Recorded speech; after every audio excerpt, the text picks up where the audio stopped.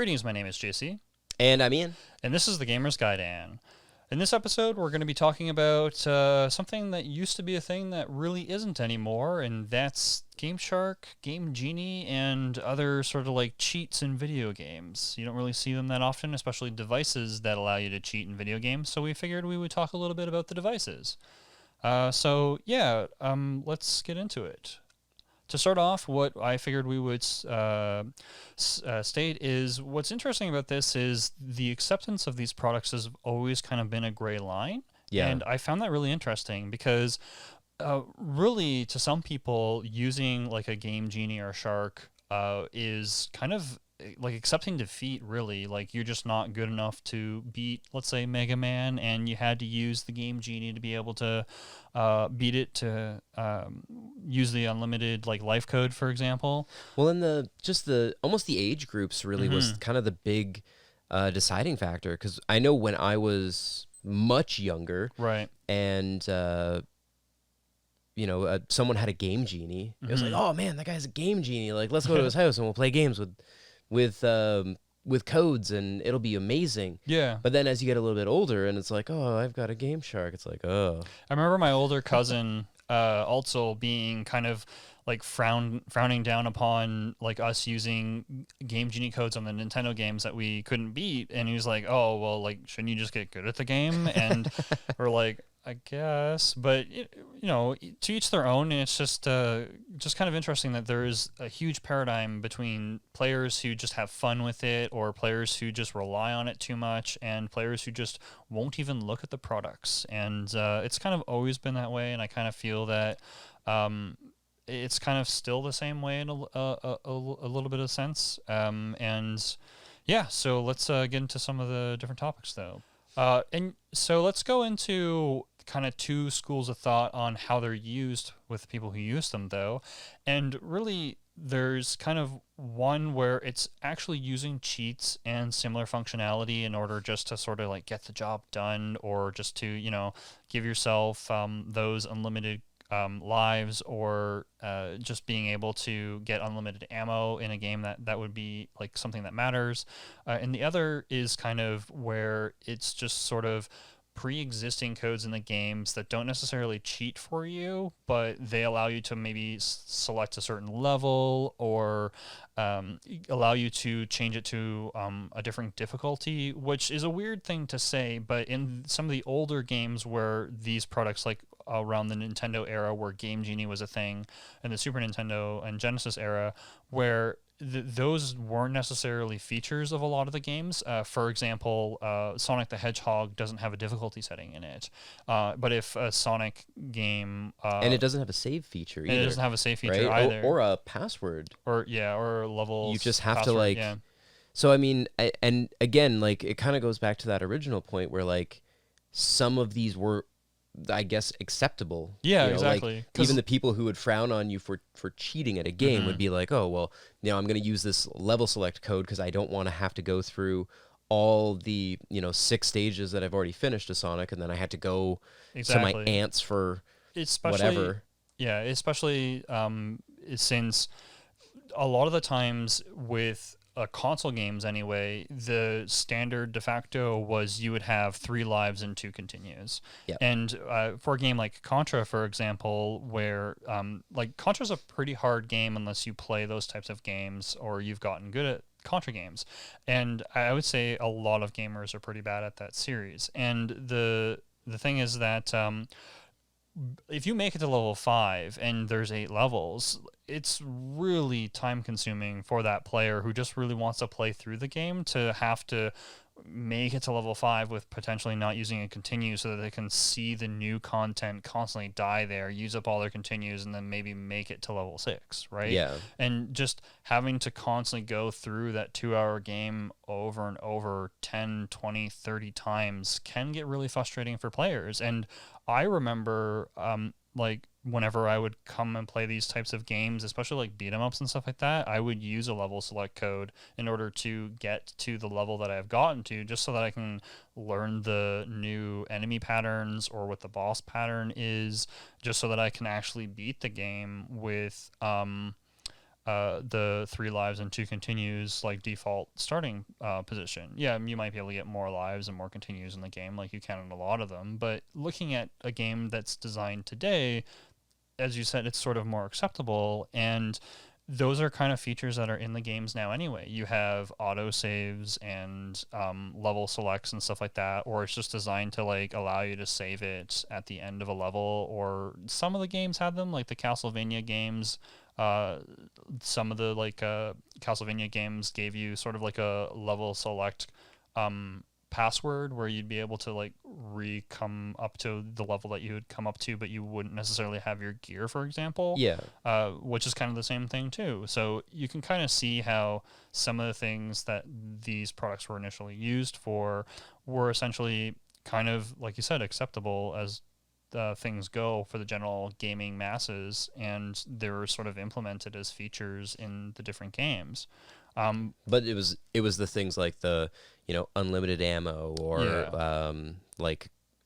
invulnerability, or adding like a whole bunch of extra money. Right. Those were things that were a little bit less acceptable because it's like you didn't put the work in. Yeah, exactly. You just kind of coasted. And those have never really been features that they've put into games, arguably more so that they didn't really put them into games and still don't, where they still give you that limitation where it's like, okay, well, if I'm going to be playing Gears of War, for example, they're not just going to give me unlimited ammo, but they'll give me unlimited tries. Yeah. So I can go back to that level tomorrow and then reload my save, or go back to the autosave, and then, just learn to get better on that level, and instead of having to have the frustration of, like, could you imagine, like, God of War is, like, how many, like, a 4-hour game or something? 5-6 hour game? You don't God of War? The new one? No, the original. Oh, the original. That's probably, like, 5 or 6 hours. Yeah, so could you imagine, I'm just bringing up how long to beat right now. Could you imagine, like, having to beat, like, the original, the 2008 one came out, like, having to beat that in one session, or any game that's sort of, like, 5 to 10 hours or something like that? That would be insane. Like, well, that's kind of that's basically the standard. Okay, the original is apparently closer to 10 hours, but still. But that really is kind of the standard at this point, a typical, like, action adventure game, you're looking at 8 to 12 hours. Yeah. And in some cases it's like 4 to 6 depending on the game. Like a Call of Duty campaign setting, they're not very long. No, but I mean, still sitting there for 6 hours to get through that. Like, I don't necessarily have 6 hours that I can just be right there. Yeah, and I guess that's a dynamic and change where, because we have these features that used to be cheats that aren't really cheats anymore, it's an allowed longer gameplay to happen, basically. Yeah, because all the older it really games, does help. Like you can beat Contra in like 40 minutes or something, right? Like, yeah, a lot of the old games were meant. Well, a lot of them were arcade games initially, or their influence were arcade games. Is probably a better way to put it. Yes, and that's the. It was a little bit of like, how do we make that switch from I need all your quarters to how do I make this, like, game that's only in actuality like 2 hours long? Yeah. How do I make this last somebody like a couple months? And any of the really just ratchet up the difficulty. And I guess what we're kind of getting at, to get back to sort of the point, is that any of the functionalities in these like game genies and sharks or action replays, the more acceptable uses of them were sort of like the ones that just kind of enhanced usability and the like just quality of life features in a game. And they're more or less a staple in games at this point now anyways. Yeah, exactly. That's... Yeah. Whereas moving on to the other sort of school of thought, which is the actual cheats and stuff like that, where, like you said, it's unlimited ammo or lives and things such as that. Max level, max items. Exactly, yeah. Those you don't... 10 times more experience points and stuff like that. You don't see that. Yeah, and in today's world, since these products don't really exist anymore, you have sort of like on the PC side of things, you can download sort of hacks or mods and stuff like that sort of do some of the same stuff, like give you unlimited money or something like that, or microtransactions in some of the console games. Yeah, where you can buy your money or buy your items or right. buy additional levels. I mean, cheat codes essentially now are microtransactions. I guess so. Yeah. That's what a world we live in. What a world we live in. Yeah. Yeah. And it's just like we were saying. It's really interesting that the games that have these don't like that had these don't really, or these were used on, like, we don't even really consider that to be sort of something to look forward to or to exist in like a new game. For example, if you play like the newest Gears of War game or Call of Duty game, you're not really looking at trying to beat the game or just have fun with it with like these types of hacks. Although like there is the modding community, which I guess this sort of like morphed into, because really in some senses that some of these were sort of like very surface level mods. But yeah, it's and I think the main reason why that's the case is because what we were saying is just that all these features, a lot of them anyway, that people were using them to help them out, to make it like an easy mode or a narrator mode, for example, is you have those unlimited lives. It's an open world, or the way that the game is designed for the replayability is like an old Mario game, you couldn't go back in Mario 3 and then redo like 1/6, but now in Mario you can. You've been able to really do that since Super Mario World, right? And just the way that games are sort of designed, where people realize this is what people are doing with these products, I feel that the industry kind of sort of noticed and took an effect of that to basically say like, okay, well, maybe we should add in auto saving and quick saving and stuff like that, since people are just like circumventing all these things or complaining about it because it's catering to a larger audience who doesn't necessarily have the time to get good at Contra. Well, yeah, and that's and the unlimited lives. Like, could you imagine something like Super Meat Boy coming out in the 80s where you had like 3 or 4 lives? Yeah. Imagine finishing the entirety of Super Meat Boy with like 3 or 4 lives. Mm-hmm. Yeah, it would be and like 2 just continues. The exclusive people who you see now on YouTube releasing like a no death run or something like that. You'd have to have more players be able to do that in order to even beat the game, or the game would have to be, I don't know, a quarter of the actual length, and it would have to be like 4 of them or something. And you would just limit your player base. I mean, we're fortunate, I guess, in this day and age where we have access to a lot of different things. Mm-hmm. So, I mean, if you're someone like me who's not great at video games, I can watch a long play of like Dark Souls, right, or Bloodborne, and not have to sink in, the hours and hours and hours of getting good, right, to do that. I can still enjoy that experience by watching somebody else play it. But when we were kids, like, we didn't have that option. Right. You had to get good, or you like read a magazine, smash the cartridge. Yeah. Yeah. Smash a cartridge, but like you could probably either read a magazine or a walkthrough that had tips and tricks on how to beat it. Potentially, if you had the internet in the like mid to late 90s, there was game facts that there's people posting on forum boards and things like that on like how to beat certain things, answering people's questions and stuff like that. And the good old Cheat Code Central. Yeah. Yeah. But yeah, like we're very there's magazines actually just dedicated to cheat codes, whether it be in the game or Game Shark codes. That's just pages and pages of information for like the PlayStation and Dreamcast. Just like, here's a bunch of codes for all your games and stuff like that. Well, the Game Shark was really neat because it actually would find codes. Mm-hmm. In there, like you had a with the Pro, I believe. Okay. I don't think the out of the box, like, or the original release had that, but the Game Shark Pro was also had a able CD to and then search.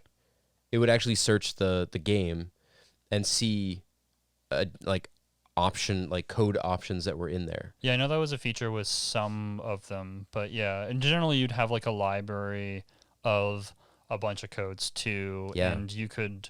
Some of them you could interface with, I think, your computer, so that you could like download them all, or you could just go to the website and manually enter them all in.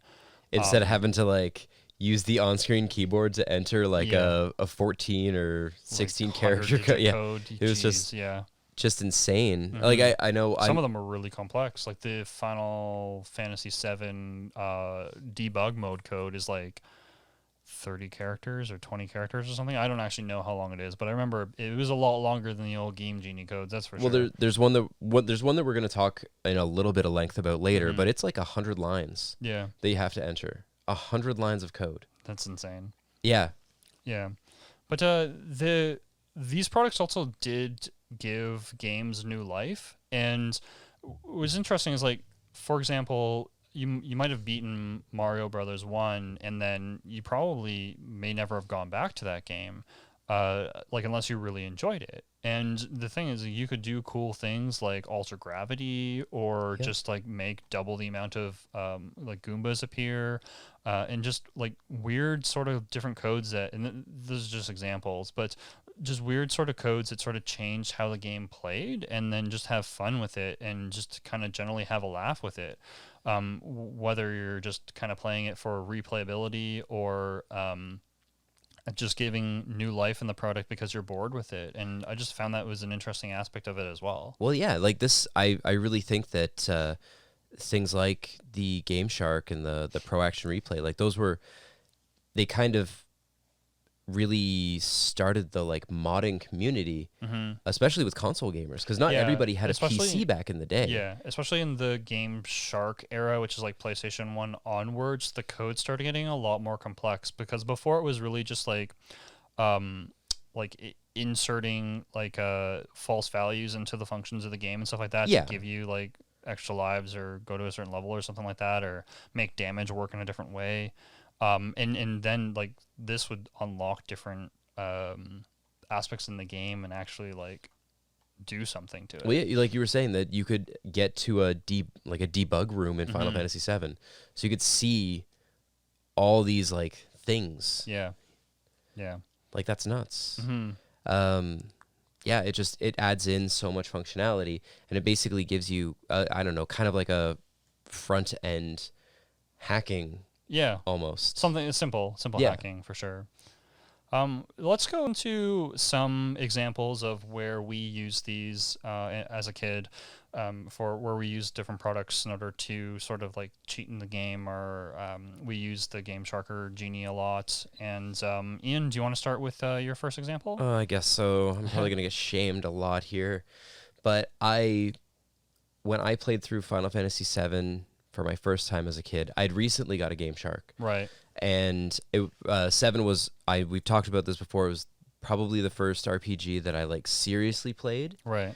And when I found out that, like I can get stuff, like I can get all the materia, I can you could program it max to actually level give my you characters. specific items. It was really neat. Yeah, like my very first playthrough, I had all the items and all the levels and all the materia, like everything, and I didn't have to work for it, and it was great. One really cool thing that started interesting rumors with Final Fantasy VII was you could get the blade of the Masamune. Then it was like theorized that potentially you could actually like get Sephiroth's Masamune as a weapon, right? Like it was kind of neat, because you could like enter in a code, and I think you could pick it up from Hedgar's body or something like that, if I remember correctly. Cool. It's been years since like I've used the Game Shark with Final Fantasy VII, but yeah, that was something really interesting, that you could get weird items in the game. The interesting thing, and this is kind of weird, like I had started playing it with the Game Shark, and I probably put 20-25 hours in, and I had gone somewhere. Like I think we'd gone to like see relatives for a weekend, right? And I took my PlayStation, because why wouldn't I? But I had forgot the Game Shark at home, and I couldn't load the file. Oh, because it was all modified? Yeah, because it was all modified. It wouldn't recognize it on the memory card. Damn. Unless the Game Shark was plugged in and turned on. Right. It probably gave it like an overload exception or something that just basically crashed the normal code of the game. Basically, and it says like when you try to load it, it would say it was corrupted. Right. It was kind of crazy. So I actually started over without all that stuff.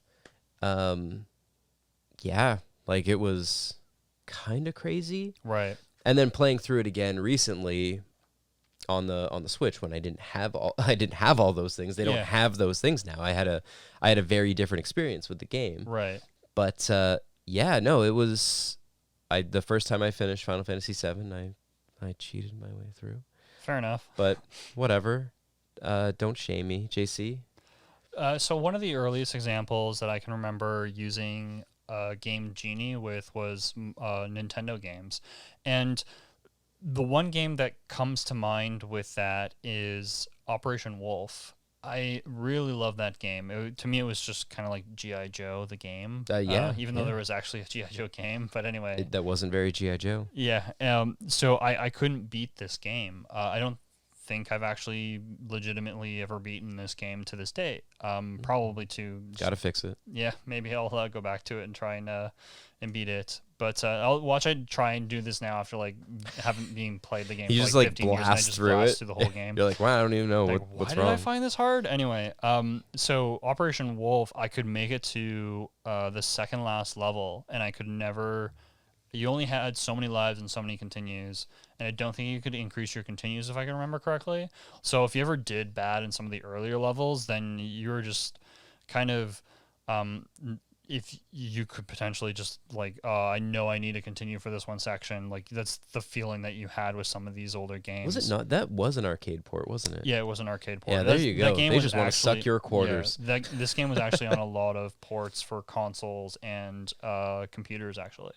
The first time I played this was on PC. Yeah, and so I used the game Genie in order to give myself unlimited ammo and for my machine gun and unlimited grenades and unlimited lives, and I don't think I needed the unlimited lives because I had unlimited grenades, but yeah, and I was just like, you know what, I give up. I am not going to beat this game. And it was like the early 90s, and I was just, I'm going to beat this game with the game Genie, and I just like plowed through the game by just basically grenading everything. Why wouldn't you? Yeah, but it was cool because it allowed me to actually see the end of the game, because that's what I wanted, was to be able to see the last level and see the game through. And yeah, I was just having the hardest time with it, like a 7-year-old me, 8-year-old me with the game. And that's my story with the earliest examples that I sort of use the game Genie with. Your second example, Ian? I think a lot of people have had experience using it for these games. And I don't even think I used the Game Shark for this. I think I just used like input codes. Oh, okay. Because everybody did this with Grand Theft Auto 3. Everybody. I'm pretty sure, teenage me could like put in the like no cops code in my sleep. Yeah. Because that was just you hop a curb accidentally and hit a pedestrian, and suddenly you've got 3 stars and you don't know what to do, and you want to finish that mission that you're doing, and you can't, so you just quickly put in that code and get back on your way. I don't remember if it was an inputted code or the Game Shark that did it, but there was something with GTA 3 where it turned into a chaos mode, and then it basically like every pedestrian had like weapons and bazookas and stuff like that, and it was just like, okay, let's find out how long you could. It was basically like Kill Frenzy, but everybody had guns. But I think all the Grand Theft Auto games had some kind of like cheat within them for like either an invulnerability or like get rid of your wanted level. Spawn vehicles. That was probably my favorite in GTA 3. Was just spawn a tank. Yeah, just jump in and cause chaos. That was a lot of fun, and that's something that you don't see now. Games don't have inputtable codes. That's just not. It's just not a thing. I don't know. What was your last one, JC?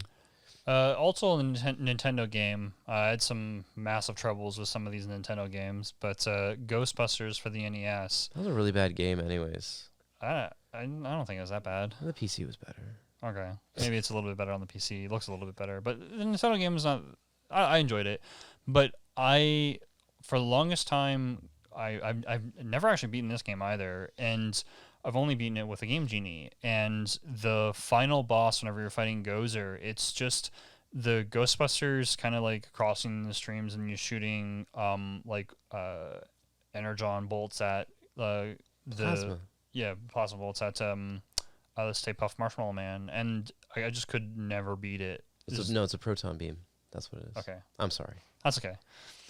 But yeah, so I could never I could get up the building to the top to the very end of the last boss, and it was just like a boss that's this type of combat that's not like anything else in the game, and it's just like, oh, okay.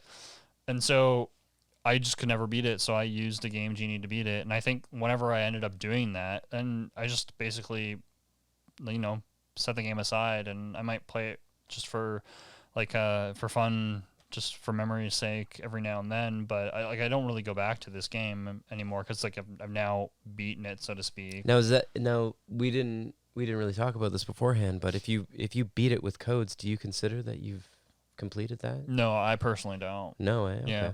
Do you? Let's go into that next. Yeah, I don't think you've if you haven't legitimately beaten the game, I don't think it should count towards your like games that I've beaten. Maybe like a sub list where it's like a different acknowledgement, just because you haven't actually beaten Ghostbusters, for example. So I've never actually put it on my completed games list, and I never put Operation Wolf on there either, because I've never actually legitimately beaten them. I mean, you finished it. That's true. Well, although what's weird is that I've beaten arcade games just by putting a whole bunch of money into it, like House of the Dead, and I consider that I've beaten that. But I don't consider putting in more money at code. But what if? But it's interesting because it's contradicting itself, because there was an arcade around here that once a year would do a free arcade day. Right. So all of the arcade machines were free, and I would go and I would I beat House of the Dead. I beat a bunch of shooters. Right. Because Time Crisis. Why not? You just keep hitting the button. Yeah. But that's essentially cheating because I'm just adding infinite lives. And you could have done that with the Game Shark, but for some reason I differentiate those for some reason. That's fair. I'm not here to judge. Yeah. And even with like I do try with like the Switch Neo Geo games, and with my Neo Geo cabinet, I've tried to beat like Metal Slug with like three lives and three continues, or two continues. I mean, I've gotten pretty far, but haven't been able to do it. I do try to do those types of things just because the consoles put those type of limitations on me. But no, I beat Metal Slug for the Neo Geo. I don't care how many quarters it took me on free play mode. See, I don't know. I still think it. If you complete it, you complete it. It's. I mean, nowadays, yeah, you really can't cheat at things, but it's like, I guess, like, some people wouldn't consider somebody playing through narration mode in a video game beating a game, right? So, like, if you play Baldur's Gate in narration mode, you basically can't lose combat. And but the thing is, really like, what are you looking for out of a game? Exactly. Like, you just want the experience. Or if you just want, and that's why some of these games have that mode for those types of people who just want the experience. So yeah, for them, I don't hold it against them that they think that they beat in the game. But just for you personally. For me personally, like, you need to beat it on core rules or higher for Baldur's Gate. Like, that's just the way it works. I mean, come on, people. I have never played. I know we've more than like 30 minutes of Baldur's Gate. So yeah. But I get, like, yeah, sure, contradicted myself a couple of times here, but there's gray lines in between them, I guess. I don't know. That's okay. No, it was something that we hadn't talked about, and I was like, that's a really good yeah. question. What do you consider? Like, I don't know. I feel like I've finished Final Fantasy VII. Yeah. Even though I cheated my way through it the first time. And then my second time, I like rushed all the through accelerator modes. Yeah, oh yeah. But that's weird because I don't consider using. I guess if I really think about it, to answer your question, considering it like a version B of beating it. So like you've still beaten the game, but you haven't legitimately beaten it. Versus like using like the Final Fantasies are a perfect example. So if a younger person has only played the re-releases of them and used the enhanced XP game, the 3x speed and all that stuff, I don't know. It's super circumstantial, I guess, because 3x speed, I don't really care because it's just saving them time, but giving them extra experience points, it's like, I don't know. I don't think it had an extra XP mode in it. Oh, I thought there was one where you would get extra experience or you did max damage or something. It maxed out your limit. Oh, well, yeah, that's kind of cheating. Yeah. I forgot what it was because I've never actually turned any of those features on whenever replaying the game. Oh man, it saved me so much time. You I beat the finished game it in in like 20 hours instead yeah, of 80. it was 20 something. Yeah. No, 30. But still, That's probably maybe that's a little bit of the grognard in me where it's just like, no, I kind of want to try and beat it in the OG style. Like I originally played through Diablo, the original, and I'm gonna do a review about it. Keep your eye out. And so if there wasn't any like cheats into it, but if there was, I probably wouldn't have turned them on. They just I don't really see the point personally.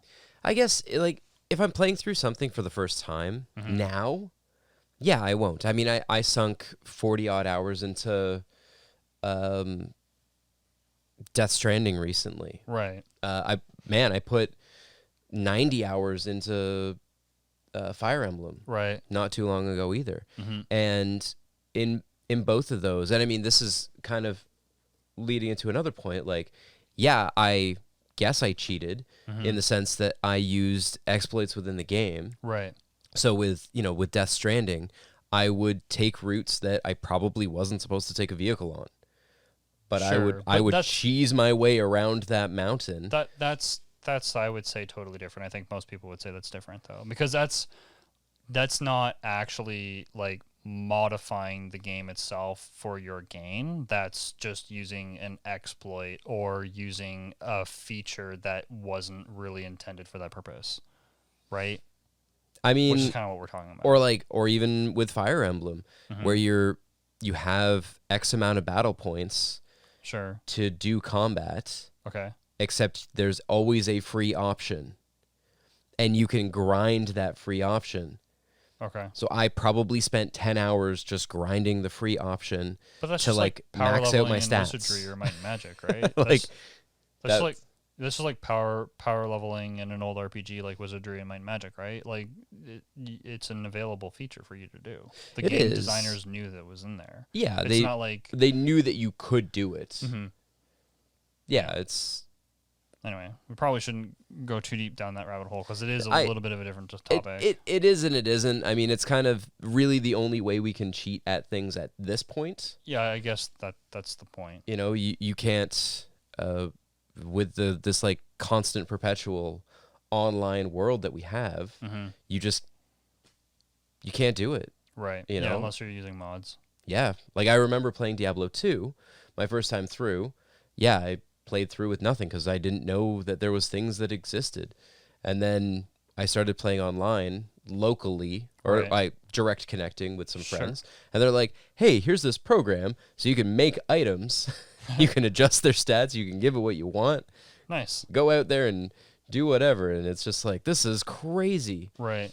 But if you tried to play like the legit online, like the online ladder, it was saved on their servers. So you couldn't do that. And that's all games do that now. Mm-hmm. Yeah, or not all games, but like multiplayer. What's interesting games. about your comment is I was watching a game developers conference video on YouTube about the creator of Diablo mentioning that was a hindsight that they saw with their online, with Battle.net, with Diablo 1 was that people were rampantly cheating and just creating their own items, and then they prevented that from happening in the online Battle.net like ladder in Diablo 2 and make everything saved like on the server side, so that would basically be like harder to do. Yeah, because you couldn't edit your character file. Yeah, and Phantasy Star Online had the same problem too, where people were using the Dreamcast Game Shark, and then they were modifying their characters, and then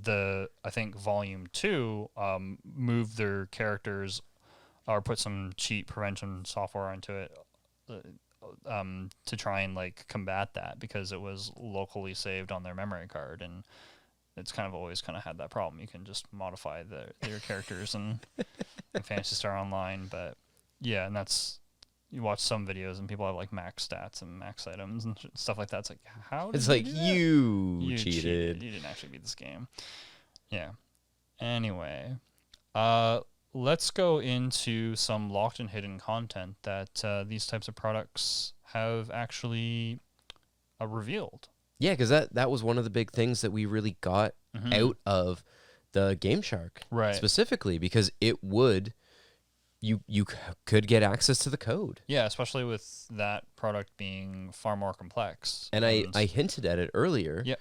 But the San Andreas like hot coffee Right. was basically a mod of existing code within the game that, like I said, you had to put, I think it was somewhere close to 100 lines of code in Sure. on your Game Shark to be able to access this content. But because that content existed on there, the ESRB made them change it to an adults-only rating. Right.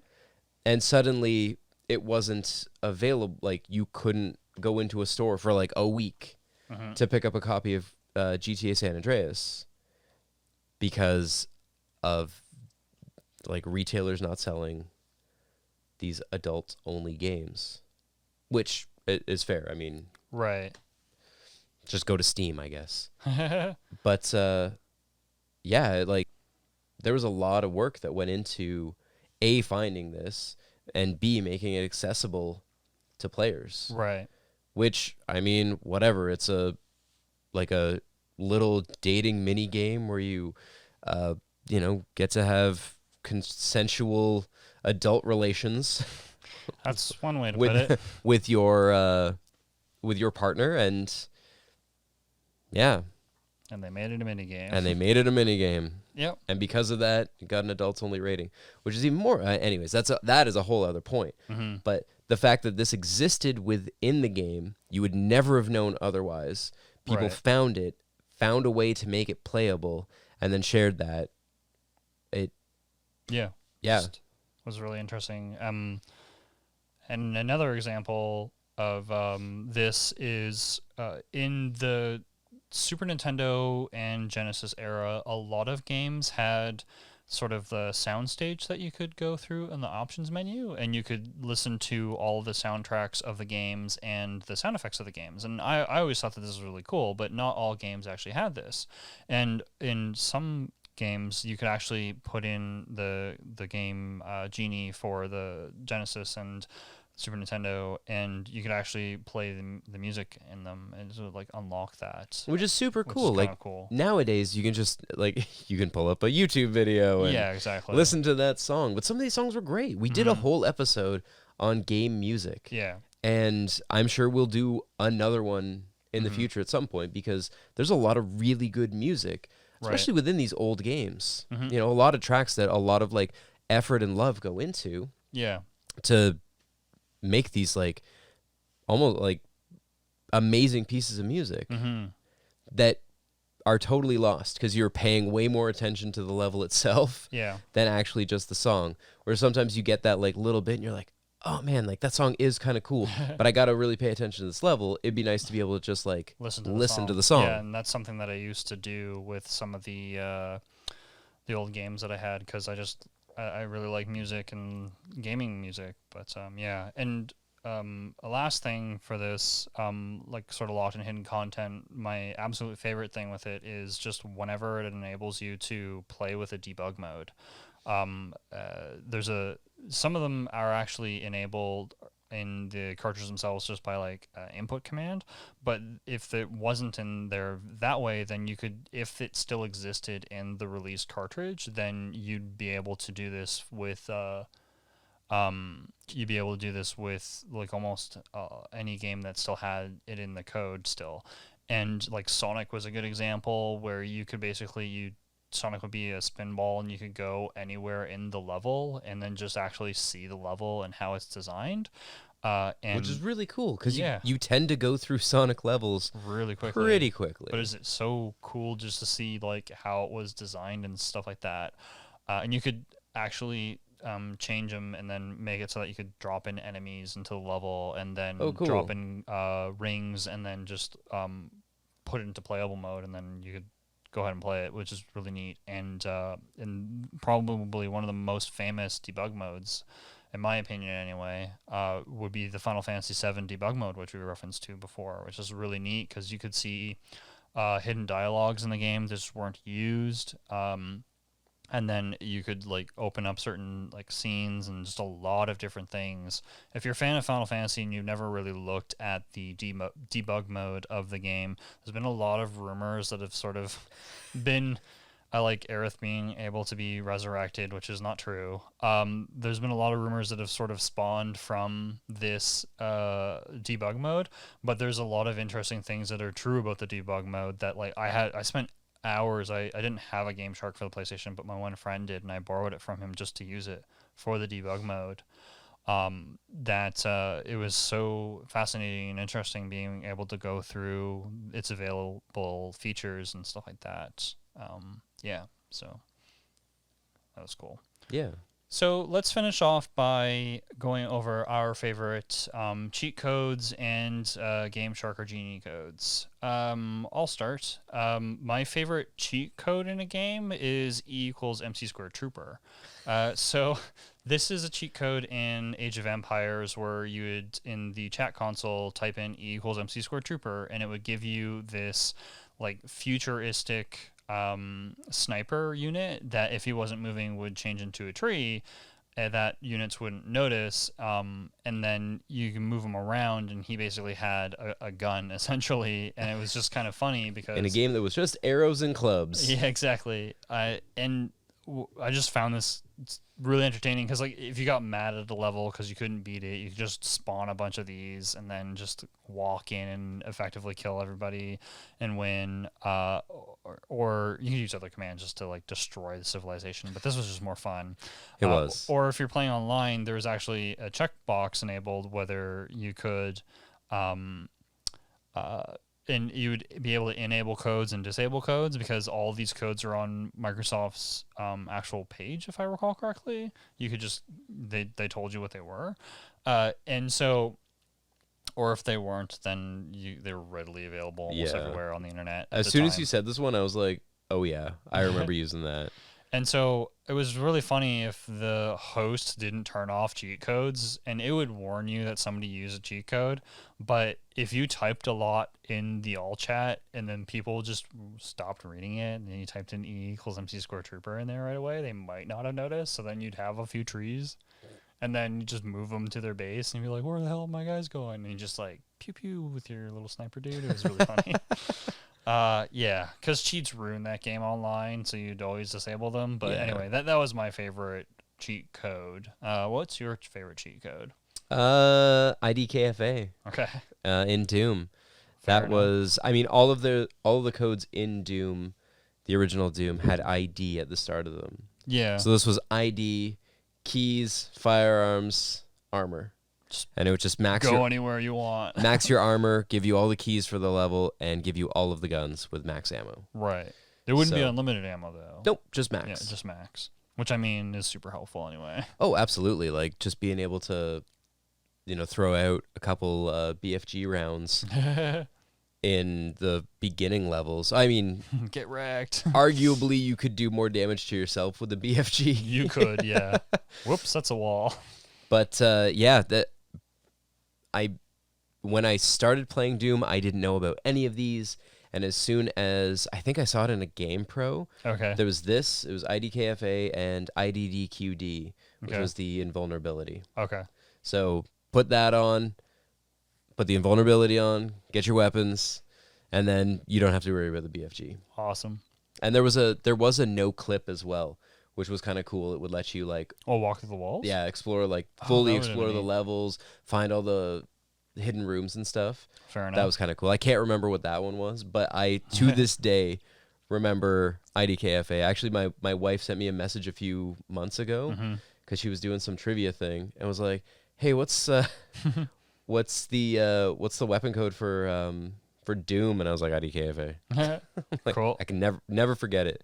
What's your favorite Game Shark or Genie? Probably Game Genie. Yeah, I used Game Genie more than I used the Game Sharks. Though mine was unlimited lives and continues in old games that were just way too hard for me to beat.